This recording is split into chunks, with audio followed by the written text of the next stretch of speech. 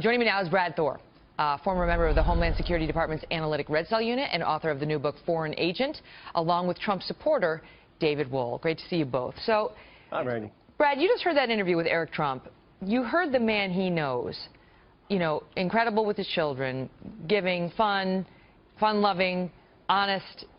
Why do you not see him that way, and why can you never get behind him? Well, his children obviously see a very private, personal part of Donald Trump. I'll tell you, I wasn't very moved by that interview because they're saying Paul Ryan can take him, leave him. They don't really care. They don't need him, just like they don't need conservatives.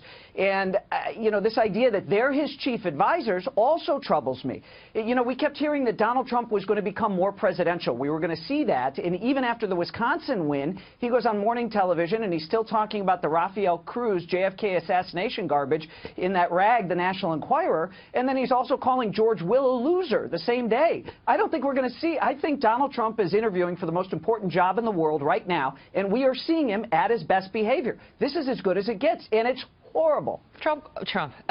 David, what do you make of that point specifically about the reference to Rafael Cruz and, you know, George Will is a loser and that kind of thing? Well, this is what people love about him, is he's kind of a guy. Despite his extraordinary wealth, his extraordinary political popularity, he gets down and dirty with people, and he lets them have it when he feels it's appropriate. But, Megan, he's got policies that people love. I mean, I've got neighbors. I've got a firefighter neighbor, a teacher who's a Democrat, who loves him and who's going to vote for him. His policies of pro-Second Amendment, his policies of pro-life, pro-protecting the border, not selling America out, making America first, appeal to everybody across the political spectrum. And you can nitpick at little things he said in the past. And I read Brad's article. He called him a despot. He's not a despot. He's a deal maker. He's made a career out of give and take, the kind of give and take that will end up benefiting America, Megan, rather than, for for example, the Iran deal. Hold on, David. Give him a chance to weigh in. Go ahead, Brad. I didn't call him a despot. What I said was, if you look at Donald Trump's character, he particularly has a very disturbing character trait, which is a tilt towards authoritarianism. And throughout history, when you have leaders that tilt towards authoritarianism, very bad things happen. When Trump talks about what he'll do to Jeff Bezos when he becomes president, and when he talks about what he'll do with the military, and they will obey his orders no matter what. Okay, but let me ask you this, Brad, because he would say the thing about the military he took back, but the stuff about Jeff Bezos of the Washington Post, you know, I think Trump might say that was just bluster. It was, you know, it was bluster. Well, Megan, he's interviewing now. I mean, he changes his positions. The guy's got more positions than a porn star. Nobody knows what he really stands for. He has no core. And all we know is his history. Okay, good. That's the only thing we know is what he's said and done in the past. Go ahead, David. Brad's a very intelligent guy. There's no question about that. But, Brad, does it concern you at this point in time, given the status of everything right now, that when you condemn Donald Trump, you are becoming a de facto Hillary Clinton surrogate? Because all of the people in the mainstream... Let him answer that, because people make that charge. Sure. Go ahead, Brad. Yeah.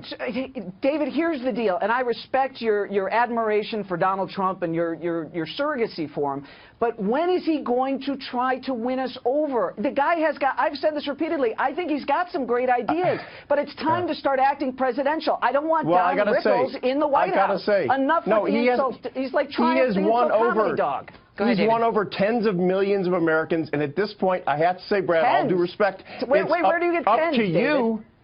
He's got more than 11 million. He's got more than 11 more votes than anyone in the history of the GOP. What were you going to say, David? Brad, it's up to you. I got to say, Brad, it's up to Brad now to come to Donald Trump's side. No, Donald Trump doesn't have to do anymore. He does not have to come to Hold on, I'm going to give you the floor in a second, side. Brad. I'm going to give you a second. Let him finish. Go ahead, David. He does not have to come to people like Brad, hat in hand, down on one knee, saying, please, people like me. He's already accomplished that. So many people like him now. They've given him a huge mandate, and it's up to Brad to come over to his side. And I think Brad will. Brad, go ahead.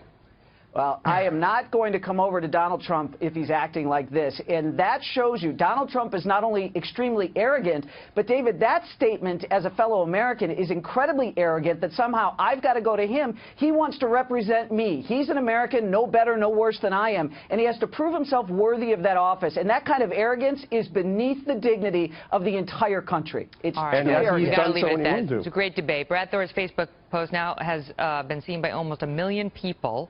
And that's the thing with Brad. Whatever he writes, everybody reads it. That's why he's such a successful author. It's great to see you both.